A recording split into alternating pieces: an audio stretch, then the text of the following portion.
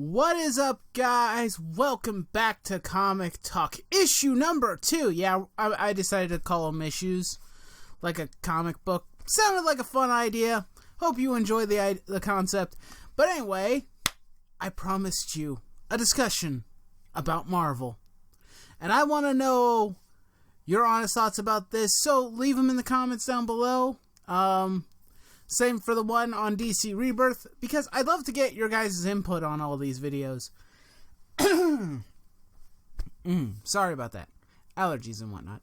But anyway, let us begin, because this is going to be a little bit off script. There's no script, there's no notes. This one is probably going to be more ranty, sort of-ish, but this is about, in general, Marvel and how they handle their business, how they handle comic books, how they handle their properties. Now, on the cinematic side, in their expanded Marvel universe, there's stuff to complain about, but it's, to me, I can tolerate it because normally it's an alternate world. Although the comic books and the movie universes tend to be meshing too close together where I could barely tell the two apart. However, this is more about, their mismanagement of the comic books that they make and whatnot. There's been several situations and problems. Not long ago, they announced the cancellation of several books. Howling Commandos. I'm sorry, I drew a blank. Angela, Queen of Hell, which I don't care. I think Moon Girl and Devil Dinosaur is going to potentially be canceled. And the book I really got upset about, because the others I didn't really care too much about personally, was Black Knight. Because the problem is all these books were not labeled as miniseries. They were intended to be ongoing books, but due to the fact that the sales aren't there, they said, you know what? Cancel them and then say that they were a miniseries or some stupid shenanigan like that. Marvel pulls this off a lot, or at least I believe that in a sense they made the same mistake that DC did when they relaunched, because DC did this when they relaunched with the New 52. They made massive amounts of books. They just tried to take up so much shelf space at comic book stores and anywhere they could get the space. And it ended up suffering because there were just books that either people weren't buying because they weren't very good, or they just weren't buying them because they weren't interested. They were only interested in, Batman or Superman or whatever books, sell well. When you're going for niche books, you have to be relatively careful. You can't just, throw them out there and then call them an extended series, like they're ongoing, and then just expect for the sales to be there, because that's not how it works. I know that the excuse is that comic book shops don't like miniseries for some reason because they don't sell, but if that was the case, I genuinely want to know this, because this confuses me. It's like, if that was the case, how come whenever, they do a crossover event, spanning event, and they shove multiple books that are short, like maybe 3-4 issues in, and they just shove dozens of those out, and the comic book store has no problem with that? Because that's just as bad. The only difference is it ties into an event book that's probably going to be about 8 issues long, maybe more. I'm sorry, coughing. This is probably one of the most baffling things to me. I don't fully understand the logic behind it, and mainly because, I'll tell you this much, Black Knight was really good for the first 4 issues. I'm not kidding. I love the book. I was invested. I wanted to see where it went, but it barely got to go through its first arc. I'm not kidding. By the time if you are reading the book, or if you're interested in reading it, by the time issue 5 rolls in, a villain literally comes out of nowhere that didn't even have a chance to be built upon. There is no final battle at all. The battle is basically like one panel where the Ebony Blade, I'm going to just spoil the book for you because I don't care. The Ebony Blade, chooses Black Knight or Dane Whitman, and then the guy gets thrown down a cliff. There's no sword fight, there's no nothing. And then there's a little thing with Cap and whatnot, and then, everything's well, and they allow Dean and the Ebony Blade to stay in New Avalon, which is in Weird World. That's the end of the book. I just pretty much told you the end of the book. It's really... I would recommend if you like, fantasy and weird stuff, you should probably check them out. But other than that, there's no point. Because the conclusion just isn't satisfying. It wasn't just the fact that I knew that it ended at 5. It was the fact that there is nothing there at the end. It feels like it was rushed through so quickly because they knew the book was ending. That's mismanagement. Another thing that I was thinking of is when you make that many books, when you have that large of a number, you tend to have the habit of poor quality. Now, I have talked to at least one person. I don't know if there's others out there. There could very well be other people out there who think differently. But they say that the more books they have, the more demographics they can hit, and the more sales they can have. True with the sales. Demographic, not so much, because the main bulk of the people who are going to be buying your books are comic book fans, more so than just random people off the street. Everybody who goes and sees the movies doesn't go and buy comic books. That's just how it works. I'm sorry if you think that it's different, but it's not. The problem is quality control. 70 titles were released after Secret Wars. That is a massive amount of books. Some of them, I believe, are Star Wars books. So that's understandable. That's about maybe four different books that, cover that. But that's still over 60 titles. And a lot of them are going to be shoved out by the end of the year. I'm guaranteeing it now. Because if the sales aren't there, and keep in mind that the sales for all the books that were canceled were about over 10,000 books sold in total. Well over that. I think Black Knight was like 13,000 somewhat issues sold. That sounds like a decent number, but in, large comic book numbers for a company like Marvel, it's not good enough. If it was in like the 30,000s or somewhere along those lines, probably would be more safer and it would be allowed to continue until the sales drop further. There is no quality control. Shoving out multiple books isn't going to grab a bunch of millions of new people to come over and read your book. What are you going to gain by it? What are you going to do with it? What happens when the book doesn't sell? You see, the problem is DC, I think, has now learned from their mistakes, and they've taken the input that the fans have given them. They're like, oh, we see where we done screwed up. Let's move on. Let's try and fix the problem as best we can.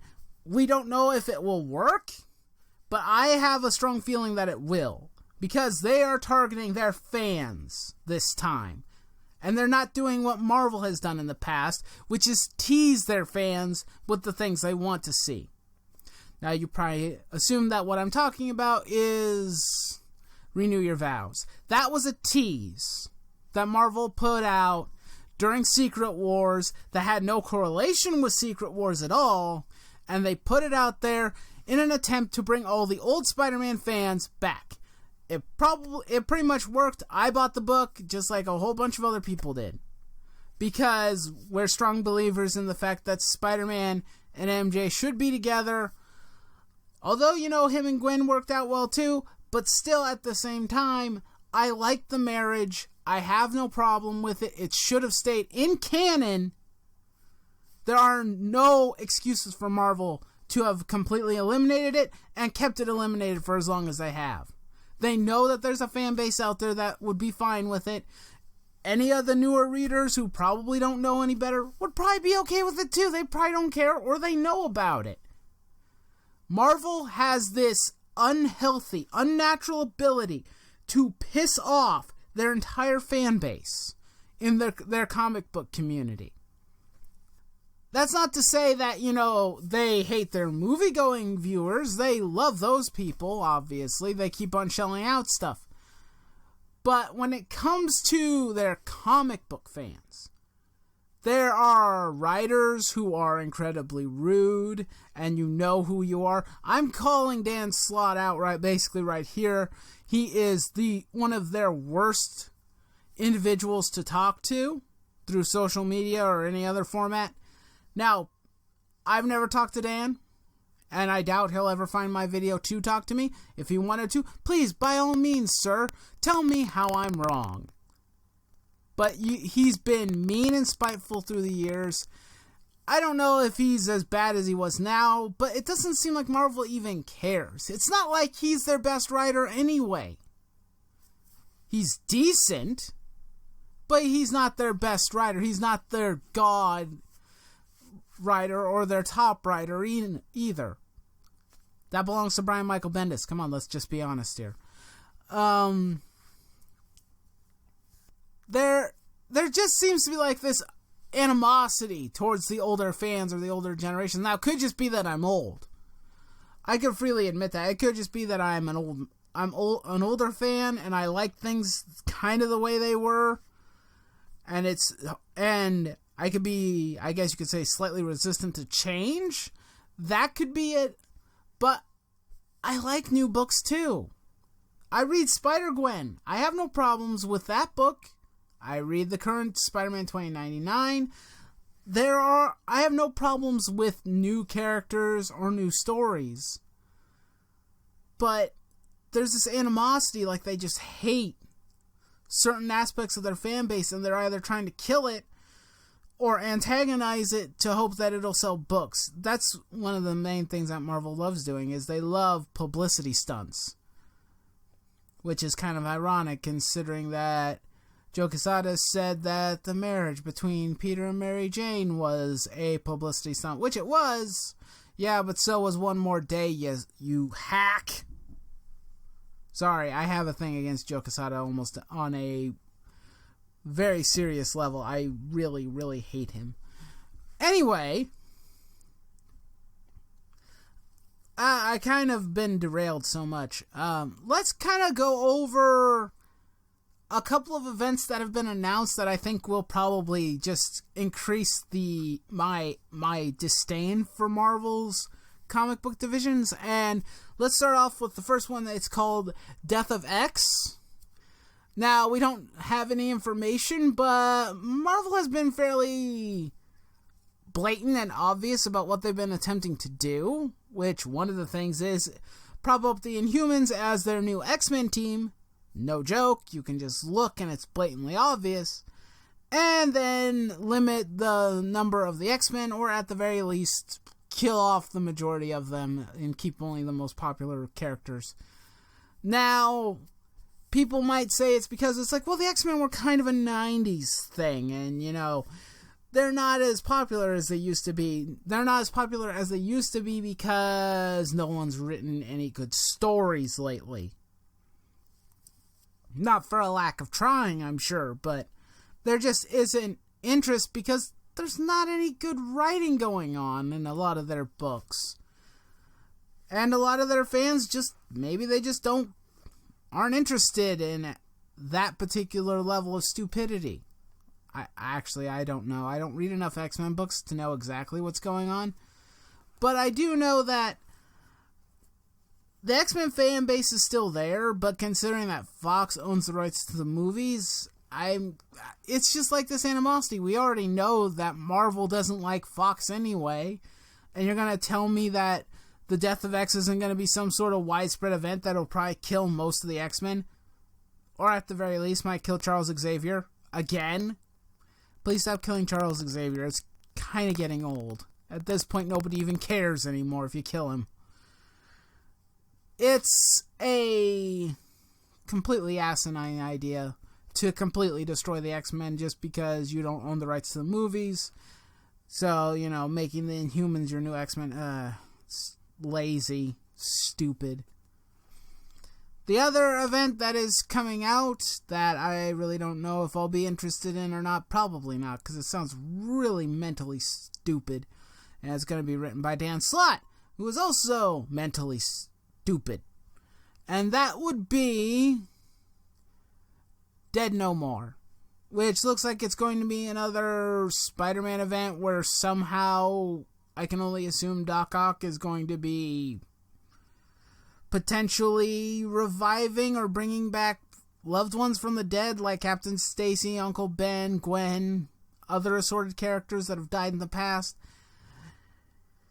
Why is this a thing? Why are we going to be trying this? Look, I know Dan's running out of ideas, and it's blatantly obvious at this point, but why are you trying to tread even further on stuff that you have no right to do so whatsoever? I don't care if you are allowed to write the book.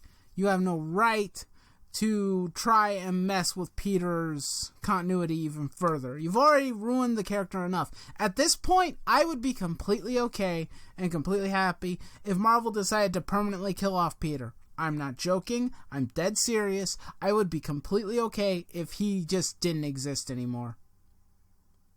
That's how upset I am about this. This isn't... Obviously, I care about him and I would like him to stick around, but the way that he's handled, the fact that Dan is still on the book and no one has kicked him off it yet, despite the poor sales and the poor reception and how people don't like Dan, since the book still sells moderately well, he gets to stay.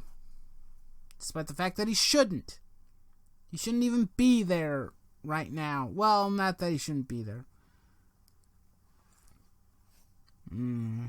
So stupid. But yeah, that's kind of some of the stuff that bugs me about it. I did kind of forget something when we were talking about quality control. I know I just went off tangent, but I'll talk about this for just a brief moment.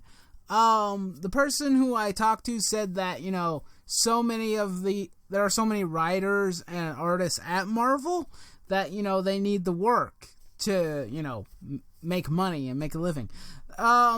Partially true, but only like a small handful of those people are actually fully on and signed with Marvel. That's something that some people tend to forget. Not all writers that are on any particular comic books, staff or is writing one of their books is going to be, a full-timer. Some of them work at other companies. Some of them work at like Dark Horse. Some of them work at Image. They could work at any comic book studio they want to, because in a sense they're freelance. They don't have to stay with Marvel unless they want to or are signed to a full contract. I don't know the exact number of artists and writers that are fully on contract with Marvel, but there's really probably not that many. And all those other artists and writers, they can find work elsewhere too. That's not to say diminish their skill and whatnot. I'm just saying over 70 titles, too many, better quality control. That's basically what I was trying to get at one point. But I think I've rambled incoherently and off tangent enough. I'd like to thank you guys all for watching the second issue of Comic Talk. Please do not forget to leave a like and shoot a comment and subscribe to this channel for more videos. More Comic Talk will be coming. I will come up with something for next week. I'm not sure what yet. I think I might know it. It might be something pretty special. That'll all depend on if I can get another issue of that comic. But maybe I'll just talk about the first one. Anyway, as always, don't forget to raise those nerd flags high and proud. And I'll see you next time. Nightwolf is out.